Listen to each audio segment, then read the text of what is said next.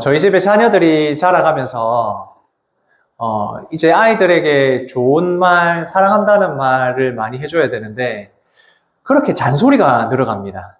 특히 많이 하는 잔소리가 뭐냐면, 공부 좀 해라 라는 말을 제가 하더라고요. 제 어릴 때를 생각을 해보면, 제가 그렇게 듣기 싫었던 말이 공부하라는 말이었는데, 제가 똑같이 저희 집 자녀들에게도 공부하라는 그 잔소리를 하고 있더라고요. 그 공부하라는 잔소리를 하면 아이들 표정이 좋지 않은 것을 알면서도 이게 경험적으로 이거 공부 안 했더니 일어나는 그 앞으로의 장래 일들을 생각하니까 이 잔소리를 하게 됩니다. 저희 집 아이들이 알고 있는지는 모르겠지만 이제 경험적으로 다 알고 있거든요. 이게 지나와 보니까 안 하면 굉장히 좀 어려운 일들이 많이 있더라고요. 그래서 이 잔소리를 하게 됩니다. 그러면서 이제 생각을 하게 되는 것이 사랑한다는 게 뭘까? 사랑한다면 사실 내가 사랑한다는 표현을 하는 것도 중요하지만 그 상대방이, 자녀들이 내가 사랑하는 그 사람이 원하는 걸 해줄 때 행복해하고 사랑을 느끼게 됩니다. 잘 알고 있지만 그러나 내가 주고 싶은 사랑이 있다 보니까 계속해서 싫은 표정을 보는데도 잔소리를 하게 되는 것 같습니다. 성도님들 어떠십니까? 내가 사랑하는 방식으로 상대방에게 일방적으로 사랑을 강요하고 계십니까? 아니면 상대방이 어떤 것을 좋아할지 알고 고민하면서 사랑을 표현하고 계십니까? 옆에 있는 성도님들에게 한번 인사해 주시겠습니까? 사랑합니다 라고 한번 인사해 주십시오. 물론 이 사랑한다는 것은 상대방에게 너무 필요한 것이라서 해줘야 할 것이 있지만 상대방이 원하는 것, 진짜 필요한 것을 해주는 것, 그게 사랑이 아닐까 생각이 듭니다. 하나님께서는 우리를 너무나도 잘 알고 계십니다. 그래서 하나님이 어떻게 우리가 사랑하고 살아야 할지를 알고 계십니다. 그것의 가장 첫 번째는 우리가 하나님을 사랑해야 되고 그래야 우리가 행복하게 잘 살 수 있다는 걸 알고 계십니다. 그것이 우선적으로 되고 난 뒤에는 우리가 서로를 사랑하는 것, 사람과 사람 사이의 사랑이 반드시 필요합니다. 그래서 하나님께서는 우리에게 이 십계명의 말씀을 주신 겁니다. 이렇게 하는 것이 우리가 가장 행복하게 복되게 살아갈 수 있는 하나님이 창조하신 그 질서 안에서 가장 행복한 방법이라는 걸 알기에 우리에게 이 계명을 주셨습니다.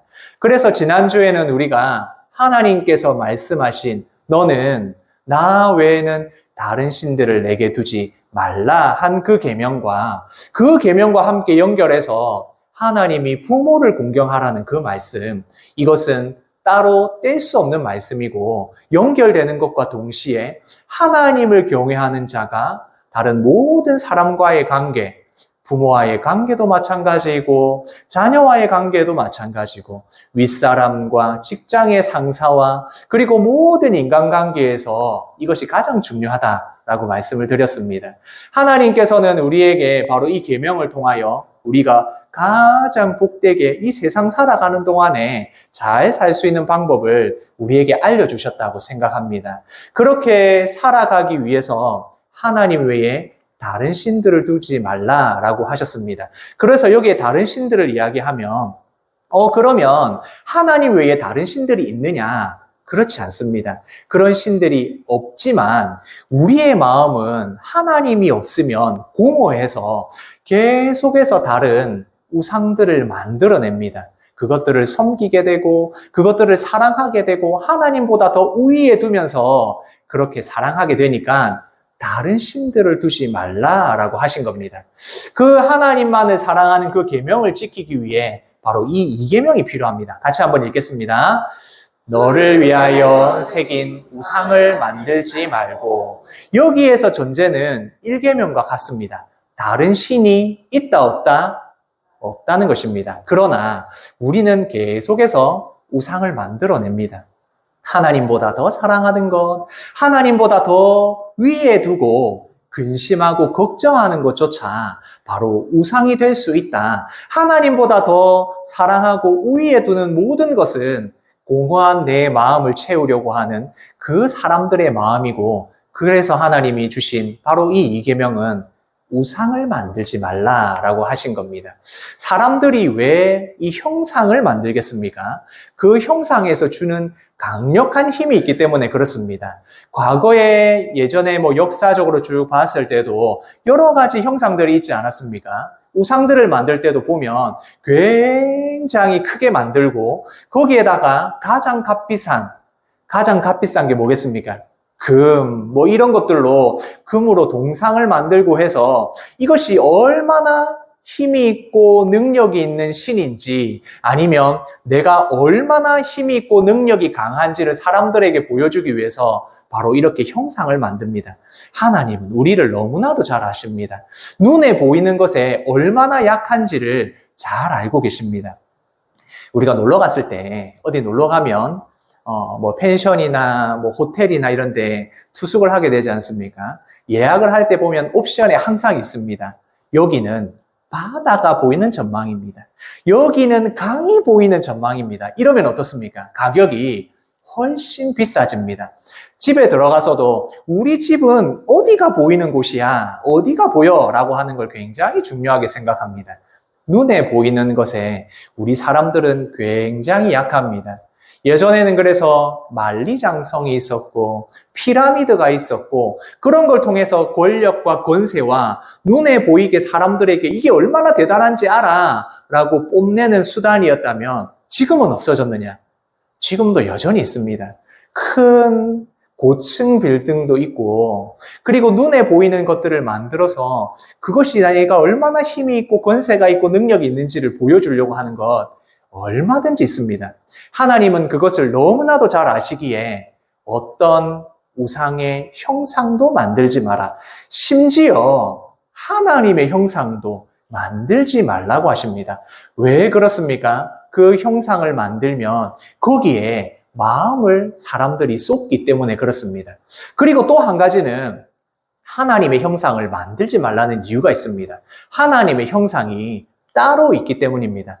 하나님의 유일한 형상은 무엇이냐? 바로 우리입니다. 하나님께서 사람을 창조하셨을 때에 누구의 형상대로? 하나님의 형상대로 창조하셨습니다. 우리가 바로 하나님의 형상으로 지음받은 자인데 우리가 하나님의 형상을 가진 자가 다시 하나님의 형상을 만든다? 이건 말이 안 되는 것입니다. 하나님께서는 그래서 하나님을 형상화하지 말라, 만들지 마라. 우상의 형상도 만들지 말고 하나님의 형상도 만들지 말라고 우리에게 당부하시는 것입니다. 중세시대에 만들어진 여러 가지 그 건축물들 아니면 형상들을 보면 직접 가서 보지는 못했지만 TV나 이렇게 보면 정말 멋지다는 생각을 하게 됩니다.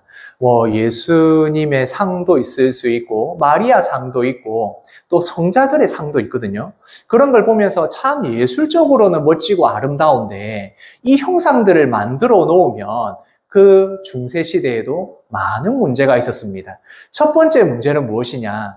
그 형상이 있고 이미지가 있고 건축물이 있으니까 그곳을 나의 것, 내 소유라고 생각하게 됩니다. 그러면 이 건축물을 만든 누구, 이 건축물이 있는 어디에 있는 주인은 나, 이렇게 하나님을 어느 곳에 가두게 됩니다. 우리 교회를 보셔서 알겠지만 어떠한 형상도 만들지 않습니다. 심지어 십자가도 없습니다. 왜 그렇습니까? 그것에 마음을 두기 시작을 하면 사람들의 마음이 변질됩니다. 내가 가지고 싶고 내가 소유하고 싶고 내가 이것을 마음대로 할 수 있을 것 같은 생각이 가득 차게 됩니다. 그래서 하나님께서는 형상을 만들지 말라고 하신 겁니다. 중세시대에 어떻게 심해졌냐면 그래 내가 마리아 상을 만지면 병이 나을 것 같다. 내가 저 성자상이 있는 곳에 가서 성자들이 있는 그곳에 가면 내가 괜찮아질 것 같다. 내가 아이를 못 낳는데 가서 거기서 좀 기도를 해야겠다. 이렇게 되는 것입니다. 심지어 예수님의 십자가, 그 십자가가 진짜 있는지는 모르겠지만 그 십자가가 있단다. 그래서 감기가 걸리면 그 십자가에 이쑤시개 크기만큼 잘라가지고 그걸 물에 푹 고아가지고 마시면 감기가 낫는단다. 중세시대에 실제로 있었던 일입니다. 이렇게 될 것을 하나님이 너무나도 잘 알고 계셔서 형상을 만들지 말라라고 하신 겁니다. 성도님들, 하나는 괜찮다라고 생각하시다가 한번 제 이야기를 들어보십시오. 우리가 형상을 만들지 않지만 얼마든지 하나님의 형상처럼 생각할 수 있습니다. 내가 하나님을 소유하려고 할 때, 내가 하나님을 마음대로 하려고 하는 그 마음이 생기기 시작하면 이거 하나님 믿고 있으면서 우상을 만들고 형상을 만들 수 있는 것입니다. 제가 우리 가족들이 여행을 갔다가 한 식당에서 아주 신기한 걸 봤습니다. 제가 옛날 사람이 되어가는지 그 식당에서 서빙을 하는데 서빙을 로봇이 하는 겁니다. 지금 이 오른쪽에 사진에 보이는 이게 그때 서빙을 했던 것과 비슷하게 생긴 겁니다. 이 로봇이 그 음식을 딱 싣고 와가지고 사람들이 그 복잡한데 다 피해가지고 일일이 다 피해가지고 우리한테 딱 갖다 주더라고요. 물론 우리 앞에 서기까지만 하고 다른 종업원이 오셔가지고 그거를 이렇게 그릇을 다시 우리에게 놓아주셨습니다만 이런 로봇이 이렇게 막 피해가면서 하는 걸 보고 이야 세상 참 많이 변했다 이 생각을 했습니다. 입력만 해놓으면 우리가 있는 곳까지 누구에게 줘야 될 것까지 알아서 음식을 배달해주는 이렇게 발달된 세상에 살아갑니다. 혹시 우리 성도님들 하나님을 이렇게 생각하고 있지 않으십니까? 내가 편하게 기도만 하면 내가 원하기만 하면 하나님이 뭔가를 주셔야 돼. 하나님 짜장면 먹고 싶습니다. 저한테 짜장면 배달해 주세요. 혹시 이렇게 하나님을 우리가 생각하고 있지 않으십니까? 다시 말씀드립니다. 그것은 하나님을 형상화하는 것입니다. 하나님을 내가 소유하려고 하는 것이고 우상을 만들고 있는 것입니다. 하나님은 물론 우리와 함께 하시지만 어디에도 계시지만 어디에도 안 계십니다. 그것을 우리가 생각해야 됩니다. 그렇지 않으면 우리는 하나님을 소유하려고 하고 내 마음대로 하려고 하는 그 마음이 커지면 이러한 마음이 커지면 결국엔 로봇처럼 우리가 하나님을 조종하려고 하게 됩니다. 그래서 하나님이 우리에게 주신 그 말씀, 계명에 무엇을 하지 말라고요? 형상을 만들지 말라고 하시는 것입니다. 지금도 현재로 우리가 살아가는 시대에 여러 가지 우상들이 있습니다. 실제로 눈에 보이는 형상들도 있고, 그리고 실제로 눈에 보이는 형상들을 만들어 놓지는 않았지만 그 형상을 만드는 우상들이 얼마든지 있습니다. 그것이 무엇이 될지는 모르지만 우리 성도님들에게도 그 유혹들이 얼마든지 있을 수 있습니다. 우리가 그것을 생각해야 됩니다. 절에 가서 절하지 않았다고 해서 마리아 상이 없다고 해서 우리가 우상과 형상을 만들지 않는 것이 아닙니다. 우리는 언제나 조심해야 됩니다. 내가 하나님의 형상을 만들고 있지 않은지, 내가 하나님보다 더 사랑하는 우상들을 옆에 두고 있는 건 아닌지 항상 고민하고 생각하셔야 됩니다. 이 형상에 대한 말씀과 함께 바로 3계명을 주셨습니다. 같이 읽겠습니다. 너는 내 하나님 여호와의 이름을 망령되게 부르지 말라. 우리가 기도하면서 부르는 여호와 하나님의 이름이 어떻게 망령될 수 있을까? 어떻게 부르는 게 망령될까? 이것을 한번 생각해 보셔야 됩니다. 이것은 앞에 있는 2계명과 연결이 되는 것입니다. 어떻게 연결이 됩니까? 내가 하나님을 마음대로 하려고 하는 것. 내가 하나님을 마음대로 조정하기 위해서 그 이름을 함부로 부르면서 기도할 때 내가 여호와 하나님의 이름을 망령되게 부르고 있는 것일 수 있습니다. 과거 시대에는 지금보다 더 심하게 그 사람의 이름, 그 이름은 바로 그 사람 자체입니다. 그래서 여호와 하나님의 이름을 부르는 것조차도 너무나도 조심스러워서 부르지 않고, 그리고 성경에 기록하는 것도 너무나도 조심스러워서 쓸 때에 다 빼고 쓰고, 그러다 보니 결국에는 어떻게 됐다고요? 하나님의 이름을 어떻게 부르는지까지도 까먹은 그 정도였다는 겁니다. 그런데 우리가 하나님의 이름을 함부로 부르면 안 되는 것입니다. 우리 아이들이 이름을 지을 때 아주 고민을 하면서 지었습니다. 첫째 이름은 하경이, 하나님을 경외하는 자가 되어라 라는 이름으로 하경이라는 이름을 지었습니다. 둘째가 태어났을 때, 둘째는 그 예수님을, 린자는 붙들 린자거든요. 예수님을 붙들어라 해서 예린이라는 이름을 지었습니다. 셋째가 태어났을 때는, 그래, 셋째구나. 성령 하나님을 준자는 빛날 준자거든요. 그래서 성령 하나님을 빛내는 사람이 되어라 해서 성준이라는 이름을 지었습니다. 그러면서 성준이는 또 그 의미를 조금씩 생각을 하면서 지었으니까 제가 이름이 재성이니까 이슬제자의 별성자, 그러면 우리 아들은 별성자의 빛날 준자, 나보다는 더 빛나라 라는 이름으로 성준이라는 이름을 지었습니다. 제발 우리 아이들이 이름대로 좀 살았으면 좋겠다 이런 생각을 하게 되고, 또 한편으로 넷째가 나왔으면 큰일 났겠다 이 생각을 합니다. 하나님, 예수님, 성령님, 삼일체 하나님이 다 나왔는데 다음에 태어났으면, 그게 처음부터 그렇게 생각을 한 건 아닌데 큰일 날 뻔했다 이 생각도 하게 됩니다. 이름은 그 존재를 나타냅니다. 그 존재가 어떠한 것인지를 나타내는 것이 바로 그 이름입니다. 하나님의 이름은 하나님이 어떤 분이신지를 나타내기 위하여 우리에게 알려주셨습니다. 그래서 우리가 여호와 하나님의 이름을 부른다라는 건 우리가 하나님의 이름을 부를 자격이 되어야 한다는 말입니다.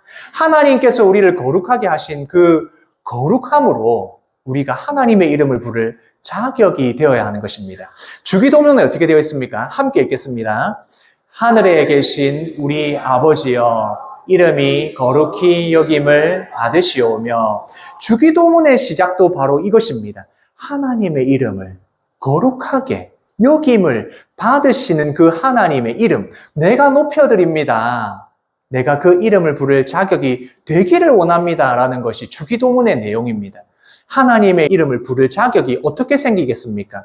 하나님의 형상을 만들지 않는 것, 내가 여호와 하나님을 마음대로 조정하지 않겠다는 바로 그것에서부터 시작이 됩니다. 또한 이것은 우리가 어떻게 살아가는지에 대한 삶의 실천으로 나오게 됩니다. 그 삶의 실천은 하나님과의 관계뿐만 아니라 사람과의 관계에서도 이것이 반드시 나타나야 합니다. 그래서 우리의 삶은 언행일치가 되어야 됩니다. 우리가 말하는 것을 우리가 지키면서 살아야 됩니다. 하나님께서 약속하신 대로 반드시 지키셨던 것처럼 우리는 솔직히 약속한 것 잘 못 지키지만 잘 지키기 위하여 애써야 합니다. 신실한 사람이 되어야 됩니다. 내가 말한 것을 지키는 사람, 하나님의 이름을 부르는 합당한 사람, 그런 사람이 우리가 되어야 합니다. 그럴 때에 내가 여호와 하나님의 이름을 망령되게 부르지 않는 사람이 되는 것입니다. 그 계명과 함께 이 계명을 함께 생각해야 됩니다. 6계명입니다. 같이 함께 읽겠습니다. 살인하지 말라. 살인하지 말라. 이 계명은 바로 앞에 있는 말씀과 연결이 됩니다. 살인하지 말라는 가장 이 중요한, 여기에서 핵심이 무엇이냐? 하나님이 우리를 하나님의 형상으로 만드셨고 하나님의 형상으로 만든 모든 사람은 존귀하게 여김을 받아야 한다는 것입니다. 우리는 이 존재만으로도 가치가 너무나도 있습니다. 왜 그렇습니까? 하나님의 형상으로 만드셨기 때문입니다. 아주 잘나고 예쁘고 잘생긴 연예인 같은 사람만 존귀한 자가 아니라, 돈이 많고 권세가 많고 능력이 많은 사람만 존귀한 사람이 아니라, 하나님의 형상으로 만들어진 여기에 있는 모든 성도님들은 귀하고 존귀하다는 것입니다. 하나님의 형상을 인정하고 하나님의 형상으로 만든 사람을 인정할 때에 살인하지 말라는 계명이 우리에게 확 들어오는 것입니다. 바로 사람을 업신여기고 아무것도 아닌 대상으로 여길 때 가장 최악의 방법이 바로 살인하는 것이기 때문입니다. 그래서 예수님이 살인하지 말라는 그 계명에 형제를 미워하는 자마다 살인하는 자다라고 말씀하신 이유가 바로 여기에 있습니다. 하나님의 형상을 귀하게 여기고 우리가 하나님의 형상이라면 바로 이 계명을 지켜야 된다고 말씀하시는 겁니다. 우리는 누구의 형상입니까? 하나님의 형상입니다. 그리고 옆에 있는 모두가 하나님의 형상입니다. 서로 보시면서 한번 말씀해 주십시오. 당신은 하나님의 형상입니다. 한번 인사해 주십시오. 하나님의 형상이기 때문에 너무나도 귀한 존재입니다. 그 귀한 존재를 함부로 할 수 없는 것입니다. 교회 밖을 나가서도 마찬가지입니다. 모든 사람은 하나님의 형상으로 창조돼서 되었습니다. 귀하게 여기셔야 됩니다. 함부로 말할 수 없습니다. 함부로 대할 수 없습니다. 하나님을 경외하지 않는 자, 하나님의 형상을 인정하지 않는 자가 최악의 경우에 할 수 있는 것이 바로 살인하는 것이고, 미워하는 것이고, 폭력을 행하는 것이고, 그런 것입니다. 그래서 하나님의 형상이라는 것 기억할 때에 살인하지 않는 바로 그것을 기억할 수 있는 것입니다. 하나님의 형상을 사람이 마음대로 할 수 없습니다. 하나님의 형상인 우리의 이웃과 그 사람들을 함부로 할 수 없습니다. 조금 더 나아가 볼까요? 하나님의 형상인 나 스스로 마음대로 할 수 없습니다. 내 생명이 나의 것입니까? 내가 마음대로 할 수 있습니까? 내가 스스로 나의 생명을 끊을 수 있습니까? 그럴 수 없습니다. 하나님의 형상으로 만들어진 나를 존귀하게 여기는, 하나님의 형상을 존귀하게 여기고 하나님을 경외하는 자는 나의 생명도 함부로 할 수 없는 것입니다. 나를 함부로 여기는 사람, 나를 귀하게 여기지 않으면 상대방을 귀하게 여기지 못합니다. 나를 귀하게 여기지 못하는 사람은 상대방을 귀하게 여기지 못하고, 나를 귀하게 여기지 못하고 상대방을 귀하게 여기지 못하면 하나님을 경외할 수 없는 것입니다. 그래서 이 계명들은 다 연결이 되는 것입니다.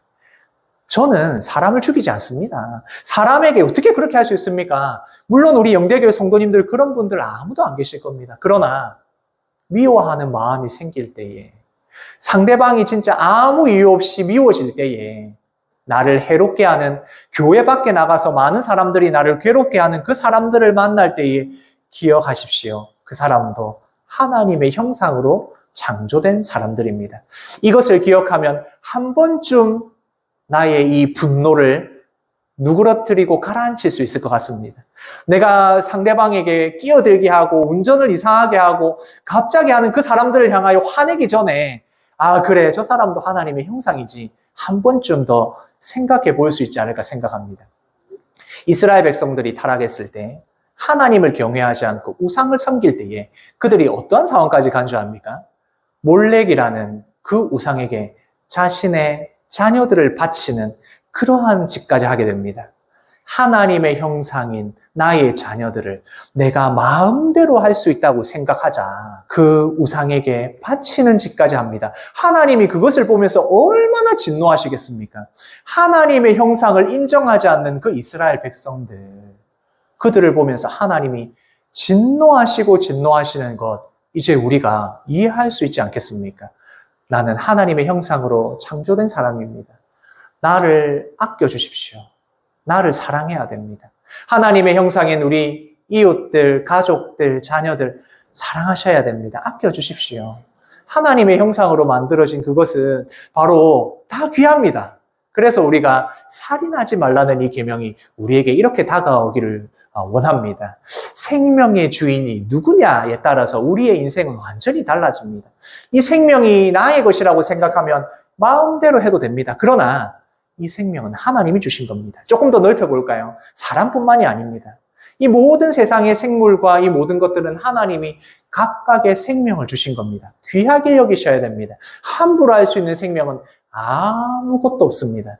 이 생명의 주인인 하나님을 인정할 때에 우리의 인생의 방향과 삶은 달라집니다. 그래서 하나님의 형상, 우상을 만들지 않는 것, 내 이름을 망령되게 일컫지 말라는 그 계명을 지키는 것, 그것은 바로 이 사람들과의 관계에서 드러나게 되어 있는 것입니다. 하나님을 사랑한다고 하면서, 하나님의 계명을 지킨다고 하면서 이 살인하지 않는 그 계명을 지키지 않는 사람은 생명의 주인이 누구인지를 잊어버리고 있는 사람, 외면하는 사람이 되는 것입니다. 같이 한번 말씀을 읽겠습니다. 그것들에게 절하지 말며 그것들을 섬기지 말라. 내 하나님 여호와는 질투하는 하나님인즉. 하나님께서 망령되게 일컫지 말라, 우상을 만들지 말라, 이 계명을 주시면서 말씀합니다. 너희가 하나님을 사랑한다면 이 계명을 꼭 지켜야 된다. 그렇지 않으면 나는 너희에게 대하여 질투할 것이다. 여기에 질투라는 표현이 물론 사람이 사람을 사랑하는 그 관계에서 나를 더 사랑해주지 않는 것에 대해서 질투하는 마음과 감정이 생길 때 쓰는 표현이 질투입니다. 그러나 이 질투라는 표현이 하나님이 우리를 얼마나 사랑하시는지에 대한 표현을 위해서 썼지만 이 표현을 사람과 사람 사이에서는 사용하지 않았습니다. 그래서 하나님이 우리를 질투하시는 것, 우리를 너무나도 사랑하시기 때문에 그 사랑의 감정에서 오는 질투라는 걸 분명하게 보여주시지만 사람이 하는 것과는 다르다라는 것 또한 말씀해 주시는 겁니다. 그러나 우리는 이걸 보면서 알게 됩니다. 아, 하나님께서는 우리를 너무나도 사랑하시기에 이 계명을 지키기를 원하시는구나. 다른 곳으로 가지 않기를 원하시는구나 하는 걸 우리가 알 수 있는 것입니다. 하나님의 이 질투라는 표현은 하나님의 열심이라는 표현이기도 하고 하나님이 그만큼 우리를 사랑하신다는 표현이 되는 것입니다. 그러면서 하나님이 말씀하십니다. 만약 여호와 하나님을 너희가 미워하면 순종하지 않는다면 그 계명을 지키지 않으면 3, 4대까지 갈 것이다 라고 말씀합니다. 그러나 순종하면 1000대까지 이르러서 너희에게 복을 주겠다라고 하십니다.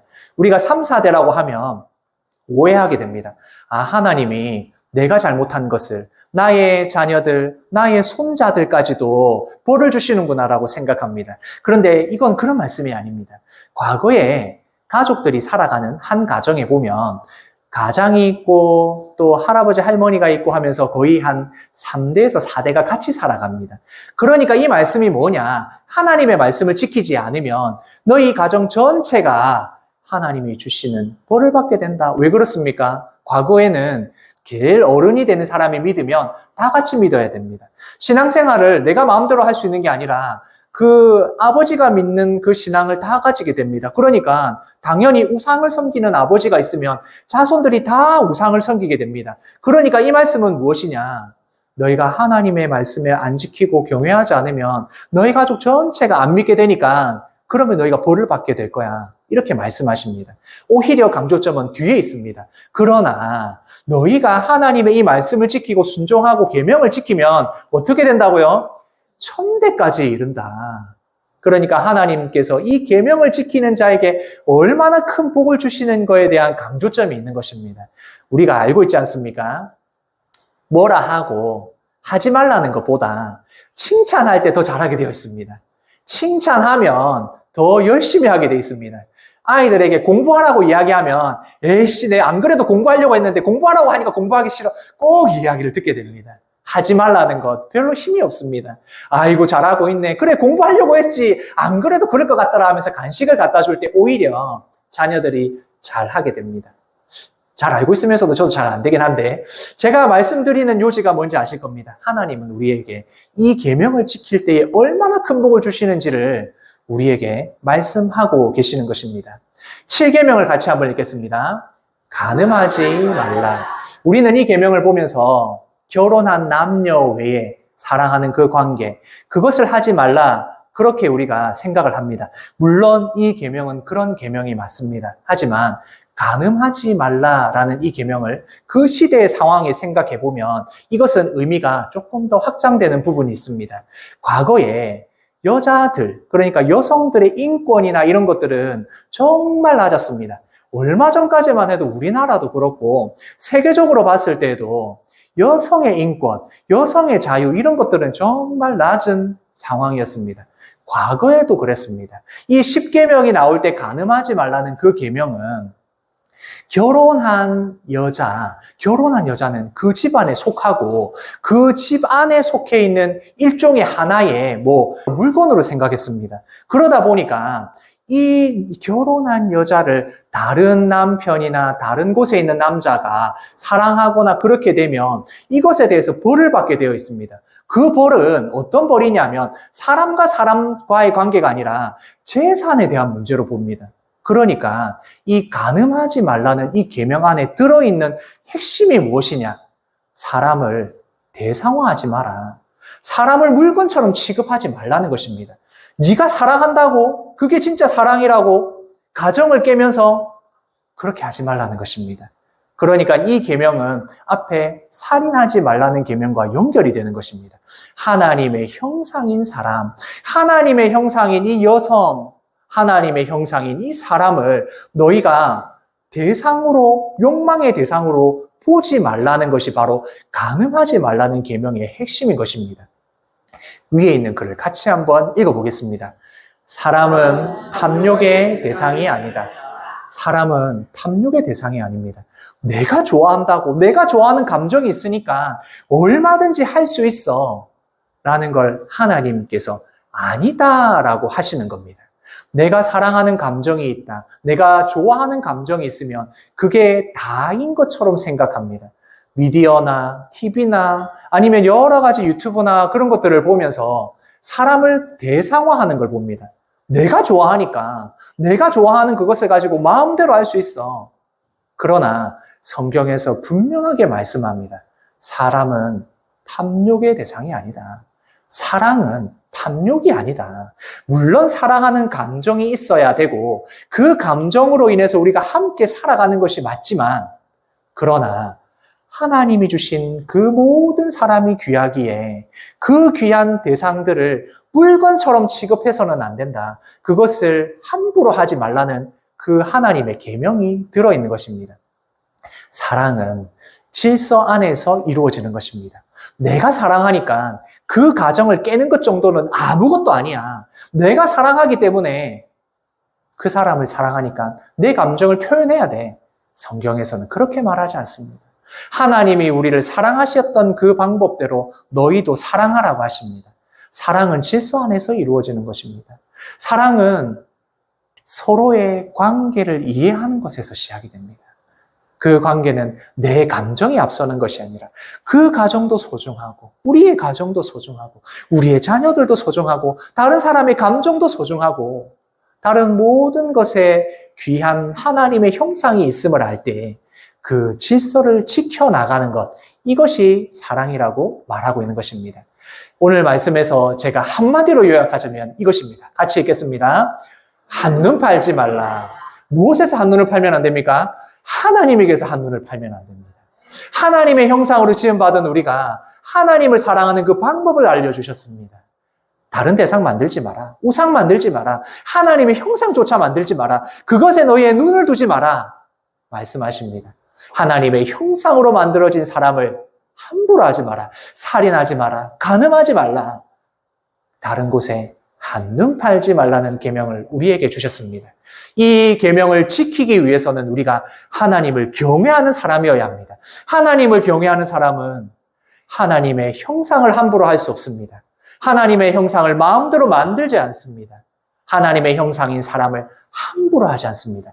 내 감정 때문에 다른 가정과 다른 사람들을 힘들게 만들지 않습니다. 그 관계들을 다 깨면서까지 나의 감정이 최우선이 되지 않습니다. 질서의 사랑, 질서의 하나님을 우리가 바라보며 살아가게 되는 것입니다. 한눈 팔지 않는 우리 영대교회 성도님들 되시기를 소원합니다. 오늘 말씀을 통하여 세 가지를 생각하겠습니다. 첫 번째는 이것입니다. 함께 읽겠습니다. 우리는 하나님의 형상으로 지음받았습니다. 하나님의 형상으로 지음받은 사람은 하나님의 형상대로 살아가야 합니다. 하나님의 이름을 부를 때에 하나님의 형상을 만들지 않는 것, 그 모든 것이 바로 여기에 포함되어 있는 것입니다. 두 번째입니다. 함께 읽겠습니다. 하나님이 주신 사랑으로 서로 사랑합시다. 사랑은 질서입니다. 사랑은 감정이 있지만 그 감정 안에 질서가 있어야 합니다. 상대방을 존중하고 사랑해야 되고 상대방이 원하는 것을 줘야 합니다. 무엇보다도 하나님의 형상인 것을 기억하셔야 됩니다. 세 번째는 이것입니다. 같이 읽겠습니다. 생명의 주인은 하나님이십니다. 나의 생명도, 우리 성도님들의 생명도, 모든 생물의 생명도 하나님이 주인이십니다. 이것을 생각할 때에 이 한 주간의 삶 가운데 우리의 삶이 분명 달라질 것입니다. 생명의 주인 되신 하나님, 그 하나님을 믿음으로 살아가는 이 한 주간 영대교회 성도님들 되시기를 소원합니다.